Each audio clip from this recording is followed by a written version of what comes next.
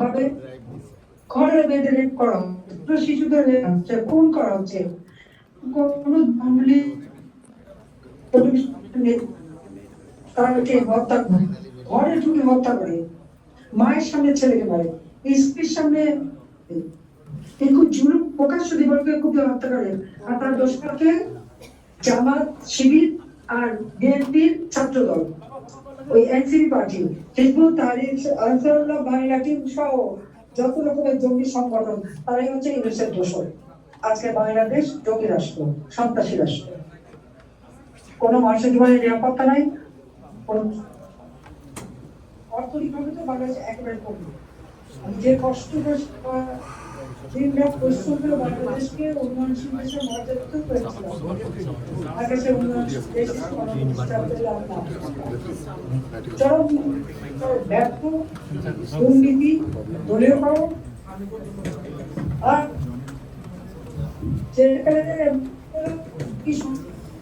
কারাগারকে মুক্তি দিয়ে তাদেরকে দিয়ে হাইকোর্ট, সুপ্রিম কোর্ট, প্রধান বিচারপতি থেকে শুরু করে প্রত্যেকটা প্রতিষ্ঠানে যাওয়া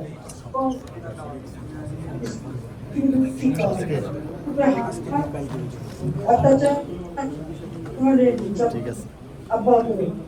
ফলাফলটা কি?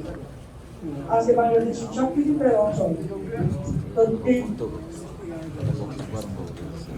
দারিদ্রের 8% জানিয়েছিলাম, তা আজকে বেড়ে গেছে।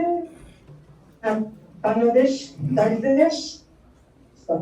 কাজে আজকে আমার প্রবাসীদের ধন্যবাদ জানাই যে আপনারা আমাদের এই নির্যাতিত মানুষের পাশে দাঁড়িয়েছেন, তাদের সহযোগিতা করছেন।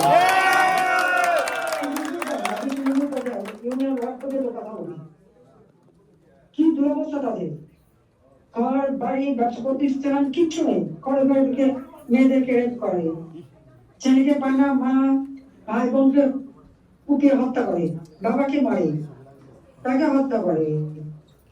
পরিবার আছে যেখানে পুরুষ মানুষই নেয় করেছে, এটা বলবো বলবো এরকম দেশকে মুক্ত করতে হবে। আওয়ামী লীগ একমাত্র রাজনৈতিক দল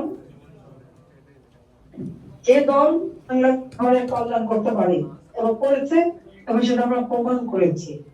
কাজে আওয়ামী লীগের ব্যান করার কোন অধিকার, অবৈধ ক্ষমতা দখল করে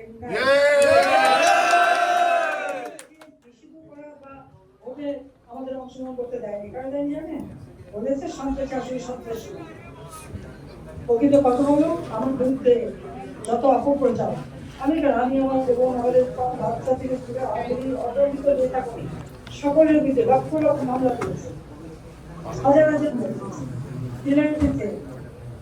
এত কিছু করেও বাংলাদেশের জনগণ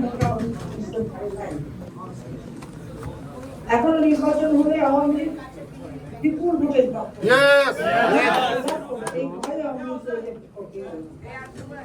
অপবাদ দিচ্ছে জমি জমিকে। আপনাদেরকে একটা কাজ দিই, আপনার এখানে অনেক আছে জ্ঞানী গুণী, আপনার একটা তুলনামূলক চিত্র তুলে ধরেন আওয়ামী লীগ ক্ষমতায় থাকাকালে আমাদের 2022 সরকার করলাম, 2024 সাল আমাদের আমাদের কত মানুষ যে কোনো রাজনৈতিক দল তারা নির্যাতিত বা কারাগারে ছিল। হ্যাঁ, হামলাকারী, 10টা অস্ত্র চলাকার বাড়ি, বোমাবাজি, অগ্নিসন্ত্রাস করে মানুষ মারা, বাস, ট্রেন, লঞ্চ, এখানে আগুন দিয়ে দিয়ে মানুষকে পুড়িয়ে মারা, এগুলি যারা করেছে তাদের যারা অপরাধী তারা তো কারাগারে নেই।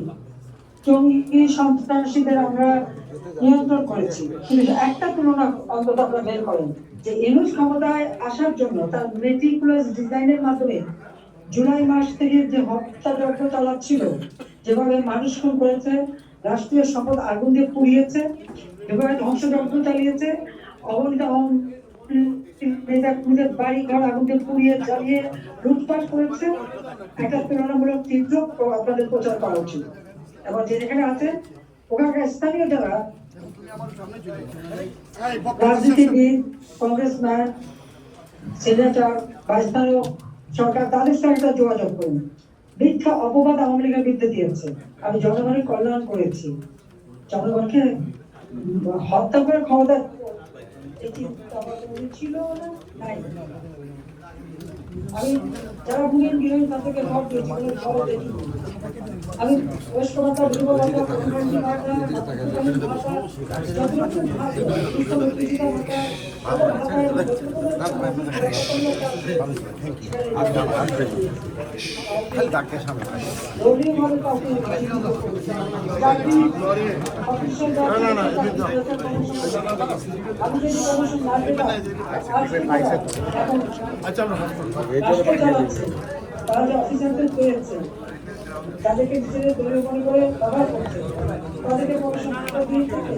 আমি জাতির পিতা স্বাধীন ভারতে মেজর জিআই থাকতে তাদের মনে রাখা উচিত। তার জন্য জাতির পিতার প্রতি তাদের কৃতজ্ঞ থাকা উচিত। কিন্তু আছে জাতির পিতাকে অপমান করেছে। আমাদের ওই একটু স্মৃতি, বঙ্গবন্ধু শেখ মুজিব স্মৃতি জাদুঘর, সেটাও আগুন দিয়ে পুড়িয়েছে, জ্বালিয়ে দিয়েছে, লুট করেছে, বুলডোজার দিয়ে ভেঙেছে। এখনো ওই বাড়িটায় ওই পোড়া ভাঙা ইট, ওগুলো তাদের ভয়। আওয়ামী লীগ আছে, আওয়ামী লীগ থাকবে। স্পষ্ট বলতে চাই, আওয়ামী লীগের উপর দিয়ে নিষেধাজ্ঞা প্রত্যাহার করতে হবে, রাজবন্দীদের মুক্তি দিতে হবে। অত্যাচার করে তাদের বিভিন্ন ওষুধ খায়, তাদের মেরে ফেলা হচ্ছে, প্রতিদিন লাশ হয়ে ফিরছে। বিধবা মায়ের একমাত্র দুটি ছেলে মধুকারীতে চিনির ঘরে কাজ করে এবং পড়াশোনা করে, সব ছাত্রলীগের সদস্য।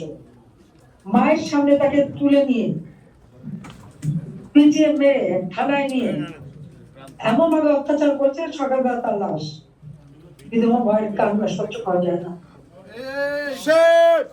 এবং কত মায়ের কোল করছে, কত পিতা সন্তানকে হত্যা করছে, কত সন্তান পিতাহারা হচ্ছে, কত বোন ধর্ষিত হচ্ছে, শিশু বালিকা পর্যন্ত রেহাই পাচ্ছে না।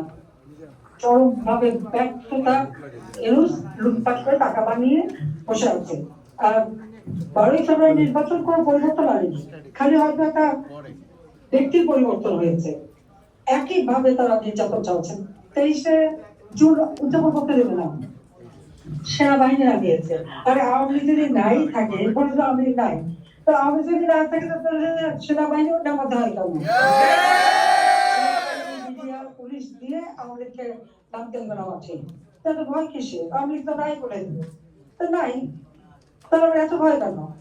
আসলে থাকবে